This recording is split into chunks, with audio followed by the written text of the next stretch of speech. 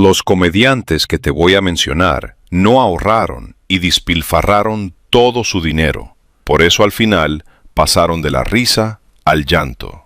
Comenzaremos con Rafael Inclán, y aquí es donde la historia cambia de tono, porque lo que antes era pura risa, hoy se siente distinto.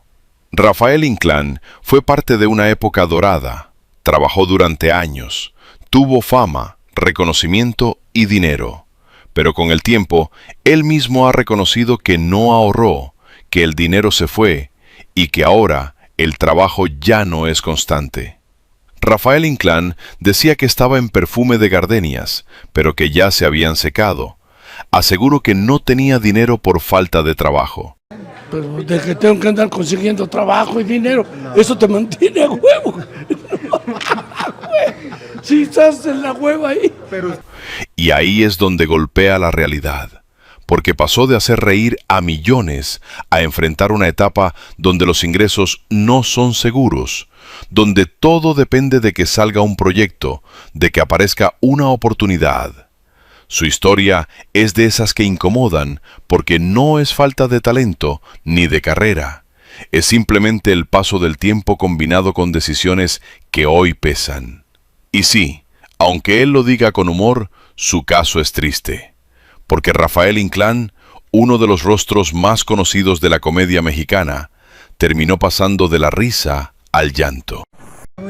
Pues desde que no tengo chapa en Televisa, ¿no? Ahora hasta enero empezamos con la tercera temporada del Compayito.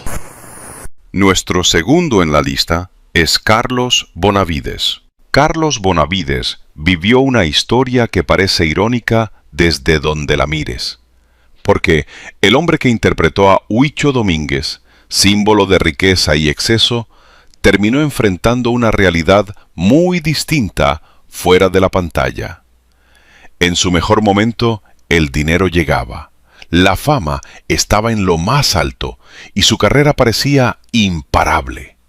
Pero con el tiempo, él mismo ha confesado que perdió el control, que el éxito lo hizo perder el piso y que el dinero se fue entre excesos y malas decisiones.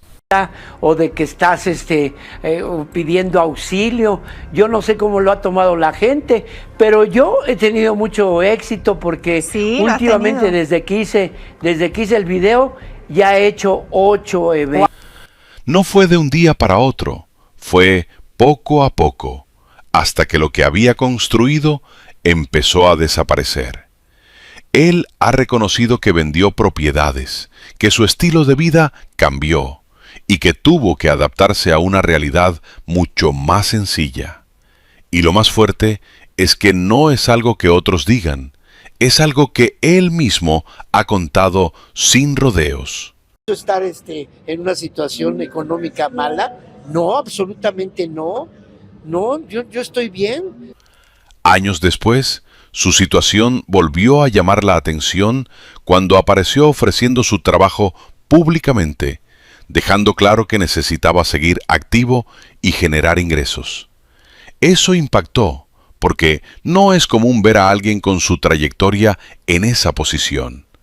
Aunque después aclaró que no está completamente en la ruina y que sigue trabajando. El contraste sigue siendo evidente.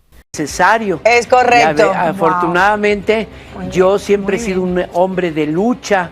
Sí. A mis 86 años estoy fuerte, sí, Y ahí es donde su historia se vuelve reflexiva.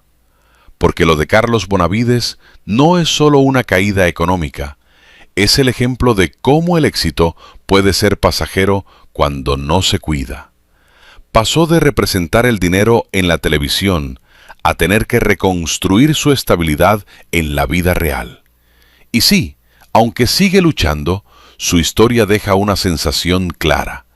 La fama puede subirte muy alto, pero no siempre te enseña cómo mantenerte ahí.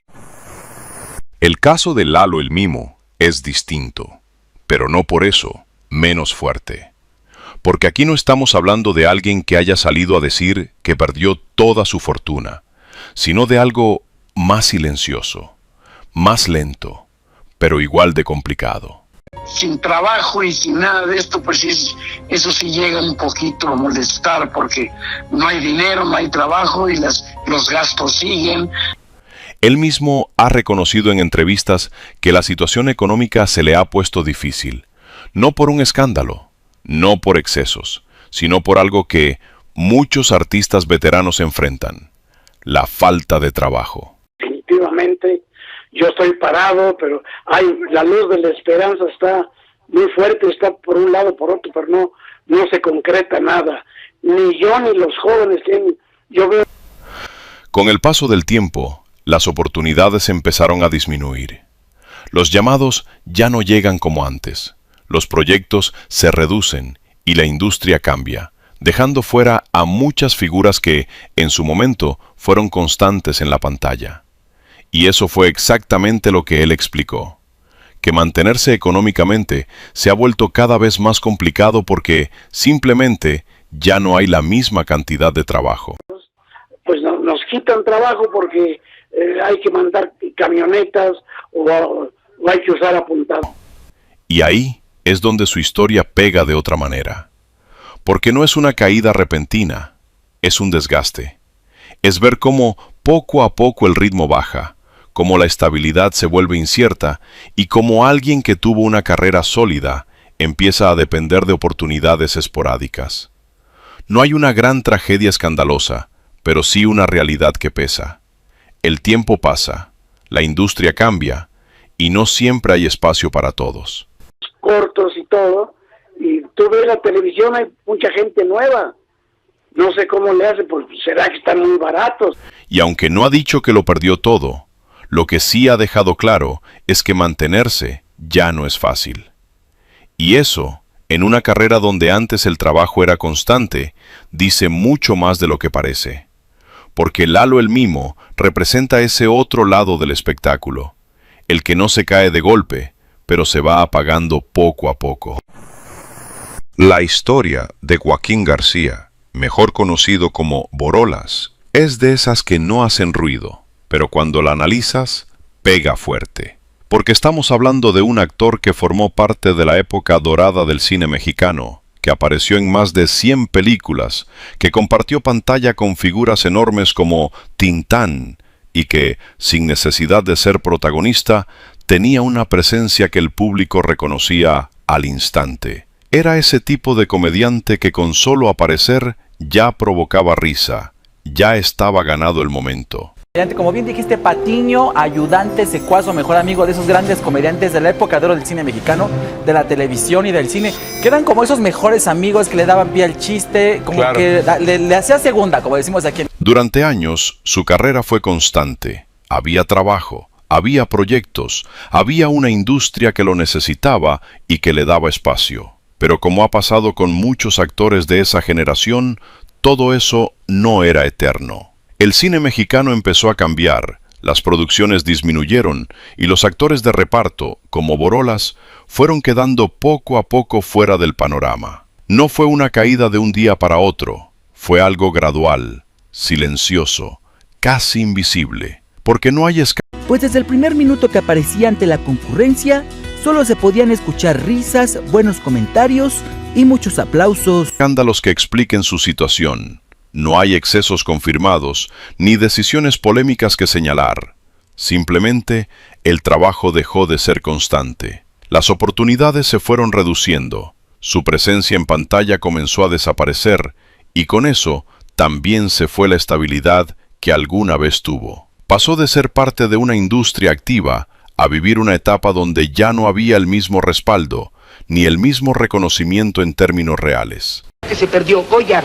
Ma loro vanno a avere loro. Io no. Si loro. Sus últimos años los vivió lejos de los reflectores, con problemas de salud y con una carrera que ya no tenía el movimiento de antes. Y eso es lo que más impacta, porque cuando uno ve su trayectoria, pensaría que alguien con ese recorrido tendría un cierre lleno de homenajes, estabilidad y reconocimiento económico. Pero no fue así. La última vez que verían a Borolas con vida. Joaquín García Borolas falleció el 13 de mayo de 1993, a los 71 años de edad, víctima de un ataque cardíaco. Borolas representa ese lado del espectáculo que casi no se cuenta. el de los actores que lo dieron todo en su momento, que estuvieron presentes en una de las épocas más importantes del entretenimiento en México, pero que no lograron sostener esa estabilidad cuando el medio cambió. Y eso lo vuelve una historia profundamente reflexiva, porque demuestra que el éxito no siempre garantiza seguridad, que una carrera larga no asegura un final tranquilo, y que incluso en la época dorada, hubo quienes terminaron en el olvido. Borolas hizo reír a generaciones, pero su despedida no tuvo el mismo ruido que sus años de gloria. Y sí, su historia es triste, porque es el ejemplo claro de cómo alguien puede ser parte de algo grande, y aún así, terminar sus días lejos de todo eso. La historia de Fernando Soto, Mantequilla, no termina con aplausos. Termina con una realidad que pega fuerte cuando se conoce completa. Porque detrás del actor que hizo reír junto a los grandes del cine mexicano, hubo un final marcado por enfermedad, deterioro físico y una situación económica muy complicada. Sin que se entere nadie, que tiene que decirle algo de mucha reserva. En sus últimos años, Mantequilla enfrentó una diabetes avanzada, una enfermedad que poco a poco fue deteriorando su cuerpo. No fue algo repentino, fue un proceso largo y desgastante. Con el tiempo, las complicaciones se hicieron más graves. Perdió completamente la vista. Su movilidad se vio afectada, especialmente en el brazo izquierdo, y su estado físico comenzó a debilitarse cada vez más. Aún así, durante un tiempo intentó seguir activo, manteniendo ese ritmo de trabajo que había tenido durante décadas, sin detenerse realmente a atender su salud como debía. Casi nada, que él me metió en el lío por no querer comprar los boletos. Pero la situación se volvió insostenible. Antes de todo esto, ya había sufrido un golpe importante. Un accidente en el Teatro Blanquita, donde una viga le cayó en la cabeza. Aunque ese accidente no fue la causa directa de su muerte, sí marcó un deterioro adicional en su estado físico y en su capacidad para seguir trabajando con normalidad. A partir de ahí, su presencia en el medio fue disminuyendo, no solo por los cambios de la industria, sino por su propia condición. Viejo Vitoque, como más le guste. No le consiento a usted que me falte el respeto. Y mientras su salud se deterioraba, su estabilidad también. En sus últimos años ya no tenía el ritmo de trabajo que había sostenido su carrera. Las oportunidades eran pocas. Los ingresos no eran constantes y el respaldo económico no correspondía a la trayectoria que había tenido. De hecho, se sabe que durante esa etapa llegó a depender del apoyo de personas cercanas, incluyendo a la empresaria Margo Su, quien lo ayudó económicamente en sus últimos días. Y entonces llega el final. Fernando Soto, Mantequilla, murió a causa de un coma diabético, consecuencia directa de esa enfermedad que lo fue apagando poco a poco. No fue una despedida rodeada de reflectores, ni de grandes homenajes en vida. Fue un final silencioso, lejos del nivel de reconocimiento que muchos imaginarían para alguien que formó parte de tantas películas y de una época tan importante del cine mexicano. Nada la cara de ese tipo. A mí tampoco. Voy a decir a sus muchachos que le echen. Y ahí es donde su historia se vuelve profundamente triste. Porque no estamos hablando de alguien que no tuvo carrera, ni de alguien que pasó desapercibido.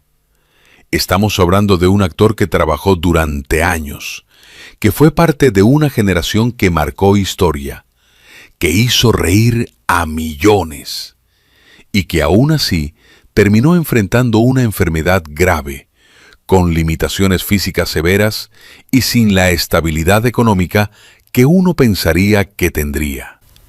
Detengan a... ¿Es mentira? Ay, qué horroroso está que ser así. Eso no es justo, así. Fernando Soto, Mantequilla, pasó de compartir pantalla con leyendas a vivir sus últimos años en condiciones difíciles, marcado por la enfermedad y por una industria que ya no tenía espacio para él. Y eso deja una reflexión inevitable. En el mundo del espectáculo, el éxito puede ser enorme, pero no siempre es suficiente para asegurar un final digno.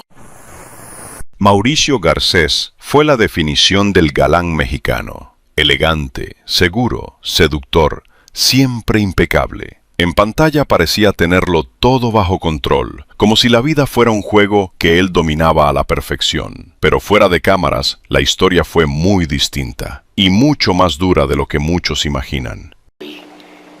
Ya me hacen llorar todos ustedes, ya no quiero más. Y se extraña, ¿no? ¿Cómo no? Para nosotros es una inyección, Durante sus años de mayor éxito, el dinero llegaba con facilidad. Había trabajo constante, reconocimiento, fama, y también una vida que se vivía al máximo. Garcés tenía una fuerte afición por el juego, por las apuestas, y llevaba un estilo de vida donde el dinero no se cuidaba, se gastaba. No fue una caída repentina, fue un desgaste progresivo. Lo que entraba, salía, y no se quedaba. Echando relajo y tú allá sufre y sufre, ¿verdad? No, desde que estoy sufre y sufre. Estamos en una suite. Con el paso del tiempo, esa dinámica empezó a cobrar factura. La industria cambió, los papeles comenzaron a escasear, y ya no era el galán principal que encabezaba las historias. Los nuevos rostros ocuparon su lugar, y su presencia en pantalla fue disminuyendo. Y ahí es donde la situación se volvió más delicada, porque mientras el trabajo bajaba, su estabilidad económica ya estaba golpeada. Ya estoy casi arreglada, ya estoy casi, eso es lo que voy a hacer. Cuando me digan que ya tengo teatro me voy a cuidar bien. Cine, pero ya televisión. está. Cine no. A mí no me va muy bien el cine que se hace. Y entonces ocurre una escena que parece sacada de una película, pero fue real. Mauricio Garcés, el hombre que representaba el lujo y la sofisticación, fue visto trabajando como animador en una feria, presentando eventos. No como estrella, no como invitado especial, sino como alguien que necesitaba generar ingresos. Cuando le preguntaron por qué estaba ahí, su respuesta fue directa. Lo hacía porque necesitaba dinero. Sin rodeos, sin maquillaje, sin el personaje. Ese momento resume toda su caída. Pecar de falsa modestia. Sé que en las películas que estaban bien producidas, estaban bien hechas, era bonito Acapulco y las niñas, vida, y todo eso estaba... Y pues no tenía... A partir de ahí, su vida entró en una etapa marcada por dificultades. Ya no había la misma estabilidad, ya no había el mismo respaldo económico, y su estilo de vida tuvo que ajustarse a una realidad completamente distinta a la que había conocido. Y mientras eso pasaba, otro golpe llegó, esta vez desde su propio cuerpo. No sé, explotar las pasiones más bajas de nuestra gente para ganar dinero, y eso es muy triste. Pero no se dice que esto es un reflejo de... Mauricio Garcés desarrolló enfisema pulmonar, una enfermedad relacionada con el tabaquismo que fue deteriorando su salud de manera progresiva. Su estado físico comenzó a debilitarse, limitando aún más sus posibilidades de trabajo y reduciendo su calidad de vida. Ya no solo era un problema económico, era una combinación de factores que lo fueron apagando poco a poco. ¿Cómo se siente? Es la verdad. Tenía pólipos. Pólipo, parece que es el nombre de un caballo de carreras, pero no, a uno le salen pólipos en la... Ajá. Y... Sus últimos años estuvieron marcados por ese contraste brutal, el recuerdo de lo que fue, frente a la realidad que estaba viviendo. Un hombre que en pantalla parecía intocable, enfrentando en la vida real una situación complicada, con menos oportunidades, con problemas de salud y con una economía que ya no correspondía a su historia. Murió a los 62 años, dejando atrás una carrera llena de momentos icónicos, pero también una lección que pesa. Porque Mauricio Garcés no cayó por falta de talento, ni por falta de éxito. Cayó porque el éxito no siempre viene acompañado de estabilidad, porque el dinero que no se cuida se va, y porque la fama, por grande que sea, no garantiza un final tranquilo. Y eso es lo que hace su historia tan fuerte. El galán que conquistaba todo en pantalla, no pudo sostener su propia vida fuera de ella. Ricardo Gil fue uno de esos comediantes que no necesitaban presentaciones. Su talento para imitar, su presencia en televisión y su paso por la hora pico lo convirtieron en un rostro familiar para el público. Durante años, el trabajo fue constante, las oportunidades llegaban, y su carrera se sostenía sobre algo que no todos tienen: versatilidad. Pero todo eso empezó a cambiar de una forma que nadie vio venir. Yo extraño mucho al teacher. Sí, yo también. ¿Verdad que va a regresar el teacher? Yo creo que sí. Primero, el silencio. Con la pandemia, el trabajo simplemente se detuvo. Los proyectos desaparecieron, los llamados dejaron de llegar, y por primera vez en décadas, Ricardo Gil se encontró sin empleo. Lo que parecía una pausa temporal se convirtió en una realidad más larga de lo esperado, y mientras el tiempo pasaba, sus ahorros comenzaron a desgastarse, cubriendo lo básico en una etapa donde ya no había ingresos que los reemplazaran. Y esto empezó en la pandemia. Ajá. ¿Qué pasó? Cuéntanos. ¿De qué? Empezaste a estar deprimido, ¿por qué? Por no ver a mis hijos. Por tus hijos, ¿verdad? Después, el golpe emocional. La falta de trabajo no solo afectó su economía, también su mente. Él mismo reconoció haber atravesado depresión, ansiedad e insomnio. Acostumbrado a una vida activa, a escenarios, a público, el vacío empezó a pesar. No era solo dejar de trabajar, era sentirse fuera de un mundo al que había pertenecido toda su vida. Porque por lo mismo de la falta de trabajo y todo, y aparte ¿cómo se llama? Lo de la pandemia, pues empezó a ya no tener... Y entonces llegó lo más difícil. Su salud comenzó a deteriorarse. Fue diagnosticado con enfermedades respiratorias como EPOC y enfisema pulmonar, condiciones que afectan directamente la capacidad de respirar y que limitan cualquier actividad física. Pero eso no fue todo. Con el tiempo, también se habló de un deterioro cognitivo que complicó aún más su situación, afectando su día a día y su posibilidad de volver a trabajar. Y se le fueron acumulando, ahora sí que, tristemente, pues enfermedades, porque... Pues también eso, ¿no? ¿Es diabético? Diabético. Creo que también le diagnosticaron EPOC. EPOC se dice, ajá. Y es donde todo se vino abajo. Sin trabajo, con problemas de salud y con gastos médicos constantes, el dinero simplemente se fue. No en lujos, no en excesos, sino en sobrevivir. Sus ahorros, construidos durante años de carrera, no resistieron el peso de esa etapa. Y cuando reapareció tiempo después, ya no era el comediante que dominaba el escenario, sino un hombre que hablaba con sinceridad sobre su realidad. El dinero se le había acabado. Para que no tenga, pues, la cuestión de nervios y todo eso, ¿no? ¿Será que hay una depresión severa? Un poco de depresión. Hoy, su vida es muy distinta. Depende de una pensión, de regalías y del apoyo de su familia. Vive lejos de los reflectores, en una etapa donde salir, trabajar o retomar el ritmo de antes ya no es tan sencillo. Y quizá lo más duro de todo es que el teléfono dejó de sonar. Claramente donde viven es casa propia, ¿no? Departamento propio. Departamento sí. Propio, ya es... Sí, ya es un problema menos. Ricardo Gil no desapareció por falta de talento. Desapareció porque la vida, en cuestión de años, le cambió todas las reglas. Y así, el hombre que hacía reír a millones, terminó enfrentando una realidad donde la risa ya no era parte del escenario, sino un recuerdo de lo que fue. La historia de Lucila Mariscal no es una de esas que se entienden con una sola frase. No es simplemente perdió su dinero, ni la industria la olvidó. Es una historia mucho más compleja, construida a lo largo de años, donde se mezclan decisiones personales, traiciones, cambios en el medio y un desgaste que terminó por alcanzarla cuando ya no había mucho margen para reaccionar. Desayunamos a las 2, comemos y a las 7 merendamos. Y pero se ve muy rico la comida. Pues muy. Lucila ha señalado directamente a su exesposo, Julián Gallegos, como una de las figuras centrales en su caída económica. Según sus propias declaraciones, él no solo influyó en su vida emocional, sino también en su patrimonio.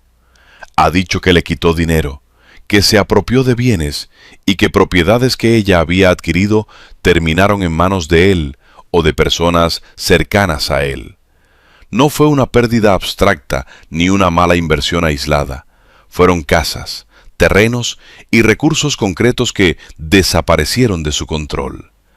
A esto se sumó un entorno complicado, donde ella misma ha hablado de adicciones y violencia dentro de la relación, lo que hace aún más difícil separar lo emocional de lo económico. Entonces... ¿Dónde quedó ese dinero, señora? Pues mira, entre mi exmarido y ¿cómo se llama? Y el que yo siempre tratando de ayudar a todo el mundo. Ese fue el primer golpe importante. Pero lo que hace que su historia sea tan dura es que no terminó ahí. Después de esa pérdida vino algo que afecta a muchos artistas de su generación: la falta de trabajo. Con el paso de los años, la industria cambió. El tipo de cine en el que ella participaba dejó de producirse con la misma frecuencia. Las oportunidades disminuyeron y los espacios para actores veteranos se redujeron drásticamente.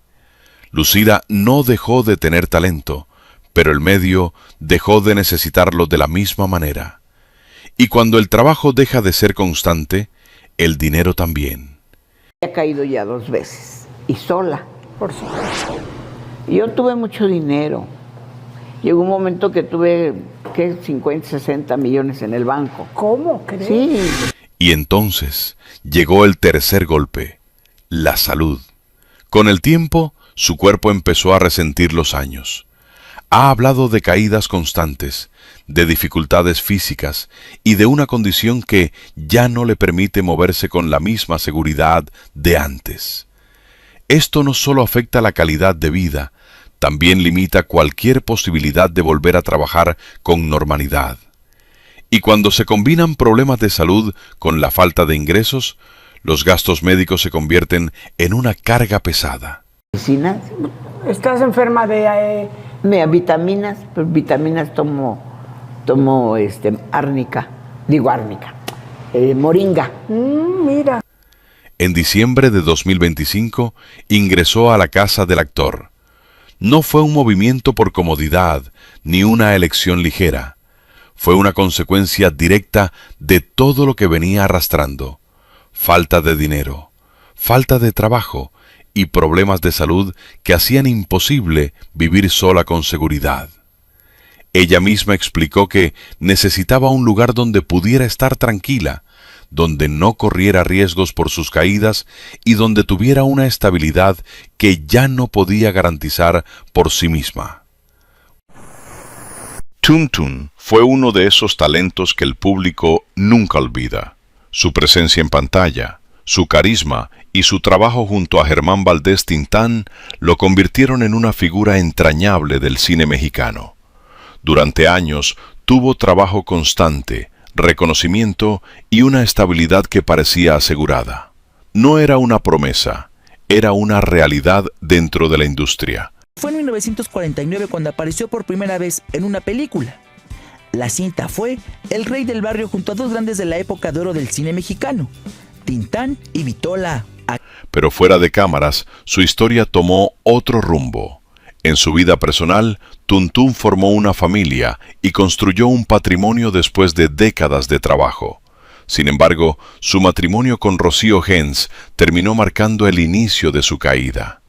Diversos recuentos coinciden en que la relación se deterioró con el tiempo, en medio de conflictos, infidelidades y una ruptura que no solo fue emocional, sino también económica.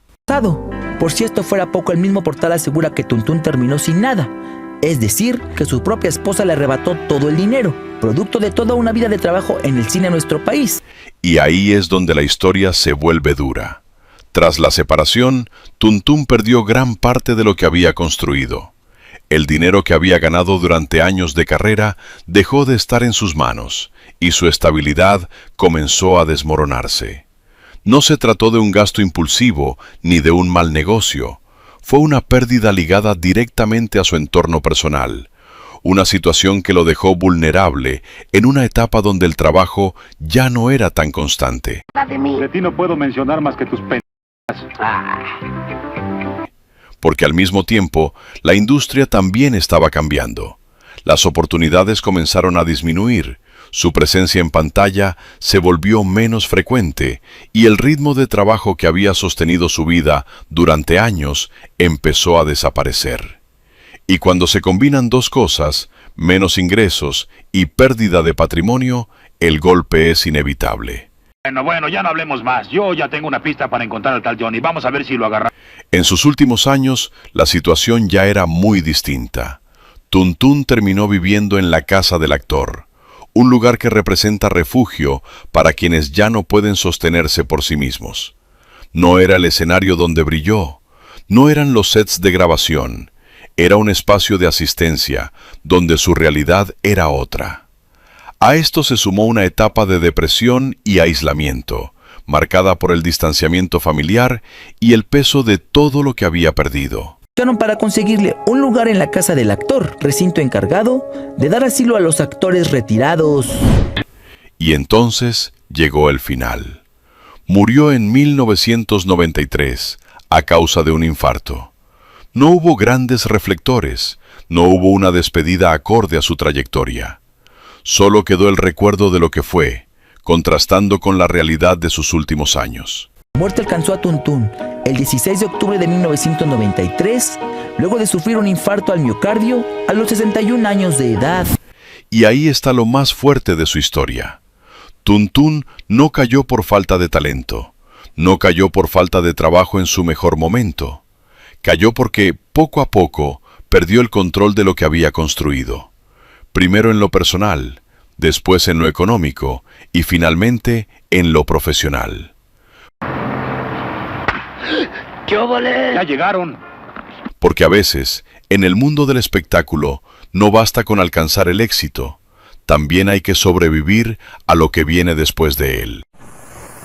Gracias por vernos. Somos Tutoriales Gerberín. Nos vemos en una próxima ocasión.